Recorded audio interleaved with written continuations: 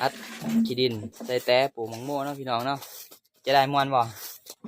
ไปเฮ็ดคนเดียวฮะไปใช้เฮ็ดส่วนนี่เนาะความได้ซ้ำนี่ไปเฮ็ดคนเดียวเด้บ๊ายบายอัดกระแตอัดแต้ปลูกมังโม่ซอยสนัดเนาะเอาเองก็บ่ได้ปลูกหรอกปลูกโซดินเฮานี่ถ้าก็มาซอยเพิ่นเนาะ